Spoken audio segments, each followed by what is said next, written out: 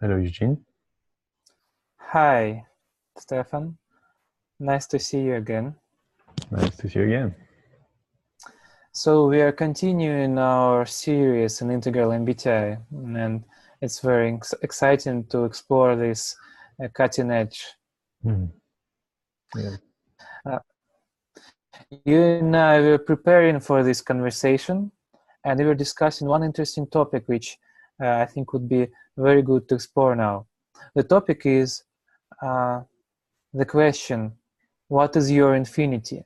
So what's infinity in terms of each type, and what is infinity for each type? What can you say about it, Stefan? Yes, thank you. So, what's your infinity is a question we came up in a practice context. We're bringing WeSpace to businesses, and we realized that everyone has um, almost infinite capacity to bring one form of aliveness, one form of abundance.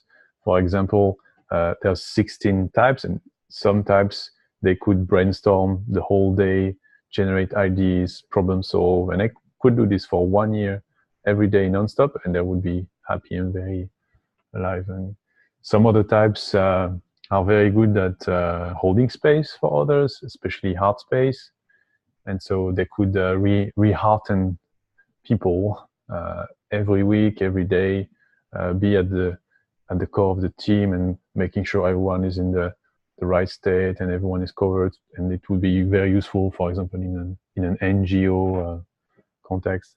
So there's at least 16 infinity, but it's a very interesting way to realize that there might be resources inside ourselves that might be used and useful in space, but are still implicit until we speak them to a team or to a group.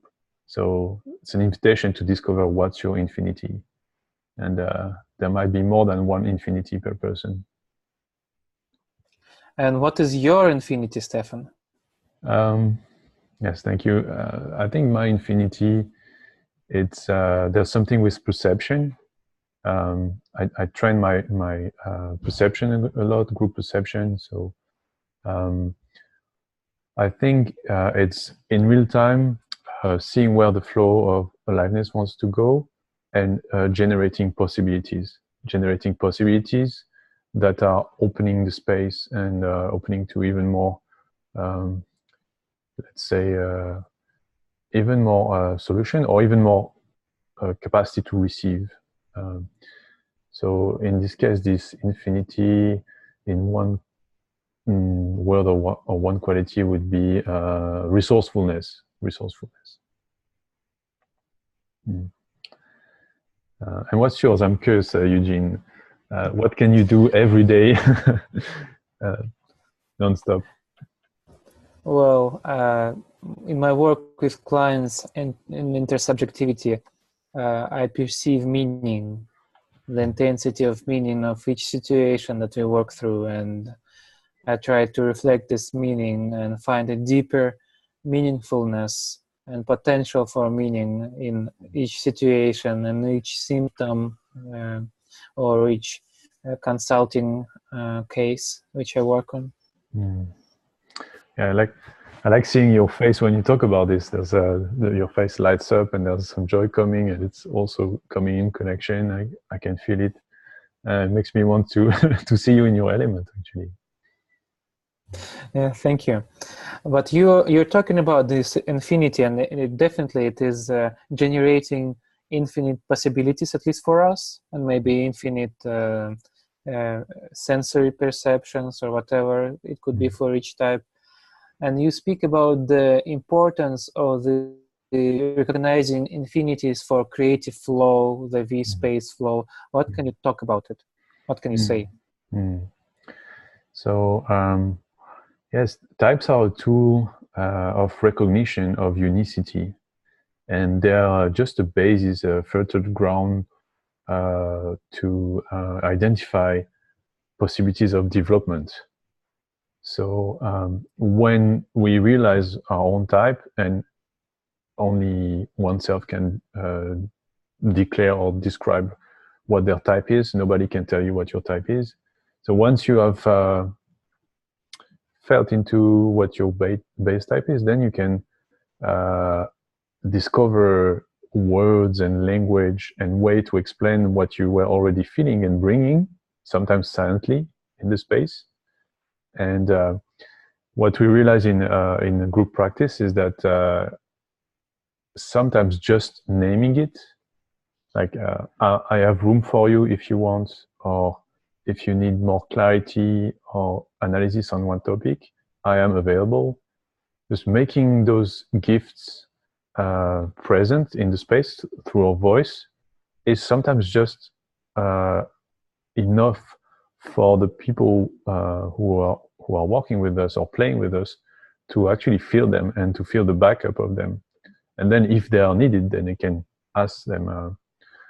But just passive naming of something that was implicit is actually creating a flow or improving the flow. And in what I've experienced, I think almost every day since now more than 3 months, is when we know what the gifts of everyone are and what's their infinity, and then we know that they're here for backup, then there's a collective it's collective intelligence at the kinesthetic level. It's very palpable, and it kind of boosts us and like upholds us to something that we call, I don't know, synergy, or there's quality of limitlessness. So yeah, it just takes to recognize those gifts and name them and signal that they're available. What about people who dislike categorizations? They say that, well, type is just a naming, labeling, pigeonholing, and I want to be recognized as a unique person, and so on. I would say that they are right for their perception and the judgment that they have, and there's still the possibility for them to realize that categorizing people who categorize is also a category. So there's a little fallacy in it, and the intention of the creators of the type are very, very good humanistic intentions, and they're actually quite the opposite of putting people in boxes. Is helping people see what what their gifts are, so they can bring it into the boxes that are around them. And by box, I mean context, like social context, work or family, and those are very much tools for self-recognition. And in that sense, I think there's there's always a little step of but what if, how is that possible that this representation is so accurate? How can someone have found this? And it's just the mastery of people like Carl Gustav Jung. So we have geniuses on this planet that have seen and worked with more than 1,000, 2,000 people, and when they sleep, their human pattern recognition is fully working, and they have those nice insights that they bring to humanity. That's an inspiring way to see it, I would say. Inspiring it is. Yeah, very inspiring. There are different functions that MBTI and Jung discerned and discovered. And some of the functions offer or disclose a space which is for one particular type is more available than for the other. And there is a function which is called quote unquote inferior, meaning like it's developed in a weaker way, and it will probably always be somewhat a pathway of shadow to go into the consciousness. At least this is how the theory says it of MBTI and especially of Jungian typology. But what would you say about the importance of being around with people whose type demonstrates the model of the function which is developed the least in yourself? Yes, I can give you a concrete example. I have a very dear friend who's actually an MBTI coach, and his type is ISTJ. And I had this recognition that every time we went outside in the evening or we organized groups, at some point he reached a moment where he said, "Okay, it's time to go home for me. Goodbye, everyone. It was very pleasant to be with you." And then I realized, wow, every time he there's something that clicks and it's time for him to go home. And I realized that having the introverted sensing, which means, for example, connections with the body sensation and also sequential following of steps, having this as my inferior function, which means something that used to cost me a lot of energy in the past. Then I wasn't. I had the same, let's say, signal in me when it's time to go home, but I wasn't following it. So I stayed 1 hour, 2 hours, 3 hours more with my friends, and I realized that my body was completely exhausted. And so I tried.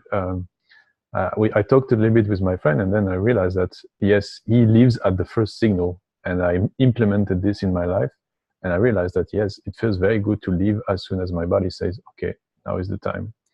And then therefore the next day I had more energy and I could see my friends more.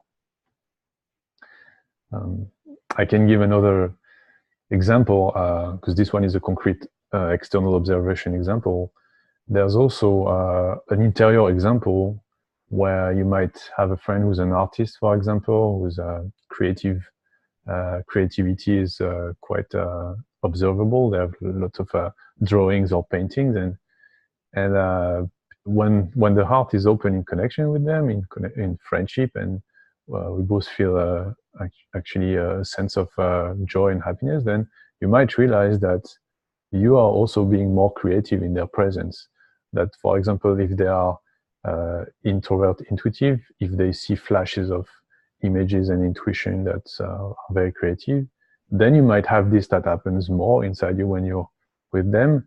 And if you have a strong desire to learn from it, and it's something that used to cost you energy in the past, spending more time with them will actually be very helpful. And you might even realize that the next day there's a kind of like flow that stays with you, and you continue to be creative. And then it might stay accessible, or it might tune down a little bit. Yeah, knowing friends types and knowing one's type is very interesting to make conscious choices about basically how to learn to access deeper parts of ourselves, and with whom to learn that. Here we come to the essential question of group synergy, like using the discovery and self-disclosing nature of types to facilitate flow synergy in group work and group co-being. Yeah, so in group synergy, when there's a lot of clarity about everyone's individual purpose and what talent and gift they bring, then it's almost like creating a Christmas tree at the center of the group, where there are presents below that are available. And how do we create this? The way we do in my collective of practice is that we have a culture that allows for that. So we have a culture, we have micro agreements. And for example, once we have made those agreements, one agreement is we want for everyone to be present with themselves as much as they want. So I can be with my sensations, emotions, and thinking before I reply to any question or request. And so this removes some social conditioning that costs us some energy. And then because people feed themselves more, then their gifts are more present in the space. That's one of the examples. We also have an agreement of play, so maximum 70% serious and 100% play. So we have 170% play and serious, and we favor play a bit more than seriousness, and we keep seriousness. Why? Because play actually decontracts attention, decontracts consciousness. So it liberates some form of spaciousness and some form of lightness. And this is the space where the actual presence of gifts can be felt and can be a factor of feeling supported. Yeah, by creating an intentional culture that respects and invites everyone's gift, we create a group synergy. And then there's just a need for people sometimes to express, to be known in their doing, to be known in their making. And some people just to offer their gifts, to say, I am here. And depending on their type, if they are offered the possibility, then one of their needs is covered and the connection in the group feels active. What really nails the deal in that in this kind of context, whether it's team play or teamwork, is that there's an explicit way of requesting for help. And people know that if they need support, they can request, and then they know how to ask for it. If there's a special way, also what's the cascade of backup, who's going to back up first. Usually it can be the manager or the steward or some role assigned in the team, and clarity about roles and who supports who and what is what really nails the deal. And with those three elements, intentional space to speak, intentional culture, and clarity about roles, then synergy happens, and synergy brings authenticity, it brings performance, and it brings a special kind of creativity that only a group can have. And that's the main, that's the most exciting factor. Yeah. So, and the last question for this video, you speak about the releasing of self-contraction or contraction of consciousness and reaching more clarity. And we're speaking about an integral view of MBTI. And one of the strongest sides of integral is its understanding of transpersonal. So what can you say about a transpersonal, or what Wilber calls third-tier view of types, and relation to what we spoke about now? The third-tier view of types, what's interesting in adult growth is that there's two momentous leap where there's a realization that there's more in the world, there's more to experience. And the momentous leap towards the third tier is actually being grounded in the experience of, I would say, less self-contraction, or we say also no self, or an experience of non-duality. I would say, in a simplified manner, that we're less contracted around the pair of opposites in life. For example, serious and play, they are a pair, but actually, are they really a pair? Can I be serious and playful at the same time? So there's a relaxation around that. And so what happens is that personality and the personality frame are efficiency preferences that are driven by our body. They become less fixated.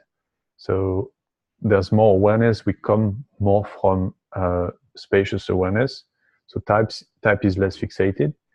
And what's very interesting is, because there's less fixation of type, then we can connect more with the other personalities. We start to make no one wrong and to see the benefits and values of everyone.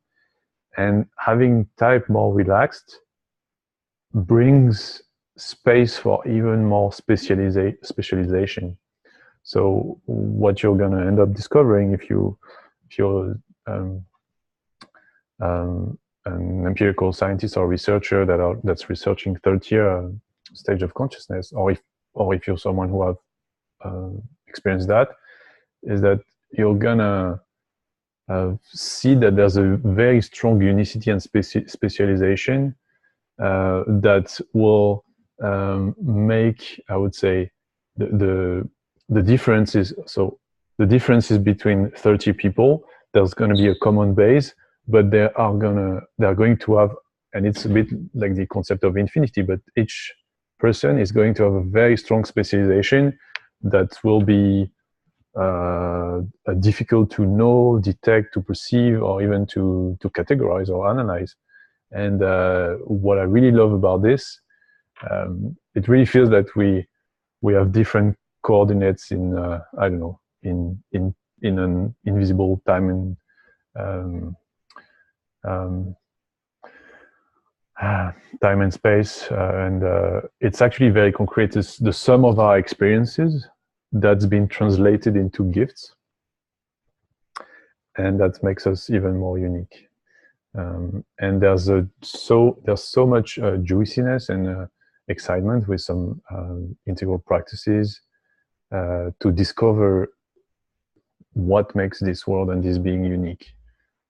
Some of them have the principle of be with the other in their world, and we can discover ways of experiencing the world that we would never have thought before.